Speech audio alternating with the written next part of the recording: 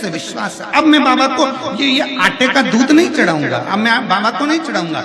फिर निवेदन है, शंकर भगवान के मंदिर 12 ज्योतिर्लिंग और शंकर के जितने भारत भूमि पर मंदिर बने हैं, उन मंदिर के नजदीक में जितने भी दुकान वाले दुकान लगाते हो, उस मंदिर के नजदीक में जितने भी दूध वाले दूध बेचते हो, उनसे निवेदन है, स्कंद पुराण का ये चरित्र याद रखना। बाबा को भले एक बूंद दूध मिले, पर मेरी गौ माता का दूध मिलना चाहिए।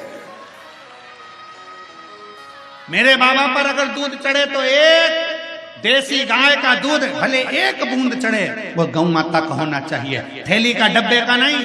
गौ माता का दूध बाबा को चढ़ाइए, भले एक बूंद चढ़े। और नहीं है दूध गौ माता का दूध तुम्हारे पास में नहीं है, तो बाबा को एक लोटा जल समर्पित कर दीजिए, पर केमिकल का दूध ना चढ़ाओ, क्योंकि हम जिस शंकर के शिवलिंग पर केमिकल का दूध चढ़ाते हैं, शंकर भगवान का वो शिवलिंग धीरे धीरे छिन्न होता चले जाता है, उसके छिन्न होने का दोष हमको लगता है। इसलिए कल भी कथा में कहा था, काशी की पवित्र भूमि पर जब भी निकलो, कोई कचरा पड़ा मिल रहा है, उसको एकांत में ले जाकर डाल दो, डस्टबिन में ले जाकर डाल दो। उसी तरह एक विश्वास अपने अंदर और रखिए कि हमारे विश्वनाथ को, हमारे महाकाल को, हमारे शंकर को, हमारे घर के नजदीक में जितने शिवालय हैं, उन पर हम केमिकल का दूध कभी नहीं चढ़ने देंगे। चढ़ेगा तो गौ माता का दूध ही चढ़ेगा,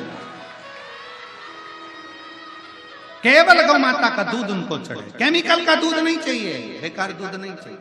एक बूंद चढ़ाओ, ये रांति देव बनिए की कथा करिए, एक बूंद दूध चढ़े, पर खुद का है यहाँ पर, अपने भाव के साथ में जल है समर्पित कर दीजिए, थोड़ा है थोड़ा समर्पित कर दीजिए, पर ज्यादा नहीं।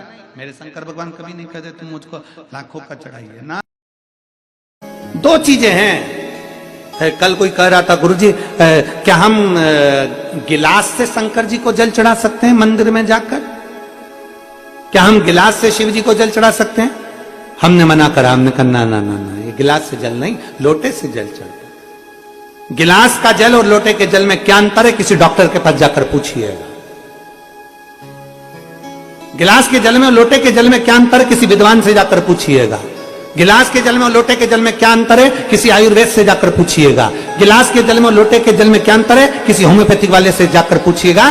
कि गिलास के जल से बीमारी बढ़ती है और लोटे का जल जब बिंदु को केंद्रित करता है, जब हम भगवान शंकर को चढ़ाते हैं तो एक केंद्र बिंदु बनता है, उस केंद्र बिंदु का जल जब हम आचमन करते हैं तो वो रोग को मुक्त करता है। दुनिया के लोग कहते हैं सियोर वाले महाराज ने कह दिया तांबे के लोटे में जल लो, शिव जी को चढ़ाओ, उसका क्या प्रभाव पड़ेगा। हम कहते हैं उससे बिंदु, आज का विज्ञान, आप जाकर सब कुछ हमारे विज्ञान से जुड़ा हुआ है। जितना भी शिव की आराधना है, एक बेलपत्री भी चढ़ा रहे हो तो विज्ञान से जुड़ी हुई, शिव जी को जल चढ़ा रहे हो वो हमारे विज्ञान से जुड़ा हुआ, हमारे साइंस से जुड़ा हुआ। लोटे का जल और गिलास के जल में अंतर हो जाता है। जब लोटे का जल हम महादेव को समर्पित करते हैं, लोटे का जल होता है, अर्थात लोटा नीचे से छोटा, ऊपर से बड़ा, फिर बीच में से फैला होता है, और अर्थात हमारी बुद्धि को केंद्रित कर कर जल जब समर्पित किया जाता है तो वो जल हमारे विवेक को प्रबल करता है, और हमारे जितने दोष हैं, भीतर की इंद्रियों में जितना भी दोष है, उसको समाप्त कर कर हमारी पाचन क्रिया को मजबूत करता है। लोटे का जल हमारी पाचन क्रिया को मजबूत करता है। जिसके पेट में तकलीफ रहती हो, जिसका पेट हमेशा तकलीफ में रहता हो, हमेशा तकलीफ में, कोई नई नई बीमारियां हो जाती हैं, पेट से जुड़ी जितनी बीमारी हो जाए, आप नियम बना लो कि तांबे का लोटा मेरे कमरे में रहे, उसमें जल भर दूं, गिलास में पानी पीना बंद कर दूंगी और लोटे से पानी पीना चालू करूंगी। पुराने जमाने में बीमारियां कम होती थी, लोटे का जल ज्यादा पीते थे, गिलास विलास हाथ में नहीं लेते। गिलास तो अंग्रेजों ने हमको पकड़ा दिया, और ना जाने काय काय का गिलास पकड़ा है, क्या बोलूं आपको। ये गिलास तो पकड़ा दिया है इन्होंने, ये गिलास का महत्व नहीं, लोटे का महत्व है। इसलिए सारी समस्या का हल, जम के बोलो जरा, सारी समस्या का हल एक लोटा जल। इसलिए लोटा मूल है। आप पेट की बीमारी से कितने भी ग्रसित हो, कितनी भी बड़ी बड़ी बीमारियां तुम्हारे पेट से जुड़ी हुई हो, उस पेट की बीमारी को, पाचन क्रिया से जुड़ी हुई, एसिडिटी से जुड़ी हुई कितनी भी बीमारियां हो, लोटे का जल पीना प्रारंभ कर दो। बस घर के लोगों से कह दो मेरे को पानी ला कर देना, तो लोटे में ला कर देना। दुनिया के लोग हंसेंगे, 4 मेहमान आएंगे, क्या कहेंगे, गांव वाले हो? अरे होंगे, पर अपना शरीर अपना है, इसलिए अपने को अच्छा रहना है, तो लोटे का जल पीना। आचमन कराओ, शंकर को जल लोटे के जल से चढ़ाओ, शिव की भक्ति करो।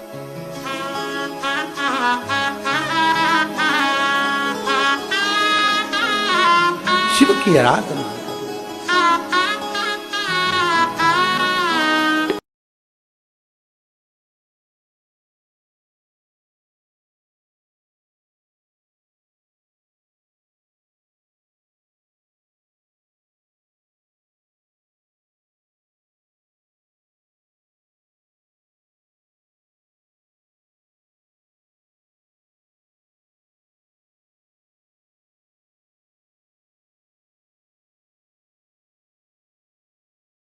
है कि सोमवार की अगर प्रदोष पड़ती है, बहुत ध्यान से सुनना महाराज, सोमवार की प्रदोष पड़ती है तो शंकर भगवान कैलाश पर निवास करते हैं। मंगलवार की प्रदोष पड़ती है तो शिव काशी में निवास करते हैं। बुधवार की प्रदोष पड़ती है तो शिव रजत भवन में निवास करते हैं। गुरुवार की प्रदोष पड़ती है तो शिव गंगा के स्थल पर निवास करते हैं। शुक्रवार की अगर प्रदोष पड़ती है तो शिव नीलकंठ पर विराजमान होते हैं। शनिवार की अगर प्रदोष पड़ती है तो शिव शमी के वृक्ष के नीचे रहते हैं। और रविवार की जब प्रदोष पड़ती है तो शिव बेलपत्र के पेड़ के नीचे निवास करते हैं। महाराज ये एकादशी शंकर से कह रही है कि आपका स्थान ये नहीं कि आप कैलाश पर मिले, उस बार को, उस तिथि के दिन, उस अनुकूल।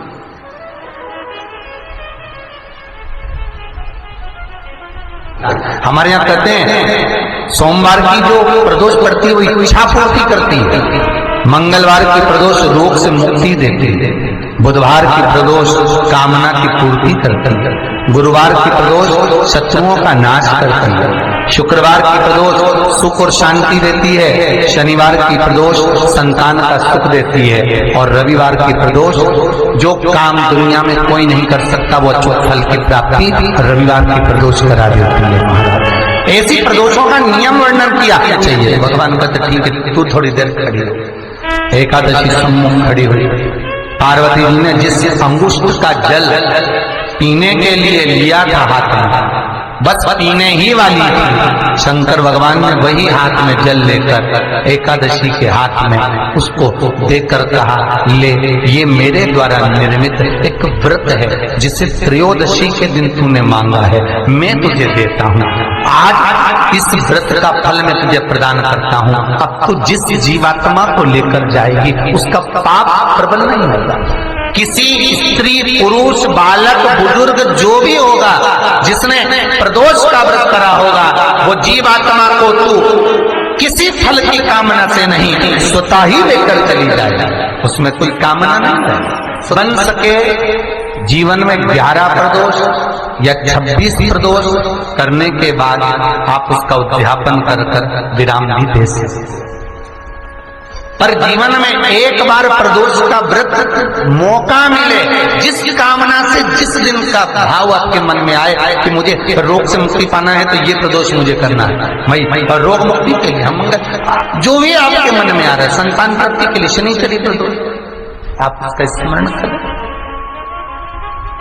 फिर लिखा शिव महापुराण में, बड़ा सुंदर लिखा विद्यार्थी ने, मान लो आप प्रदोष का व्रत नहीं कर सकते, आप अगर व्रत नहीं कर सकते तो प्रदोष के दिन, प्रदोष काल में शाम का समय सूर्यास्त का कुछ पल, कुछ घड़ी के पहले से लेकर बाद तक का प्रदोष काल के अंतर्गत आप शंकर जी के मंदिर में जाकर 1 लोटा पानी, 5 बेलपत्र भी अगर समर्पित करते हैं तो संपूर्ण प्रदोष का फल आपके भाग्य में हो जाए। शिव महापुराण में इसका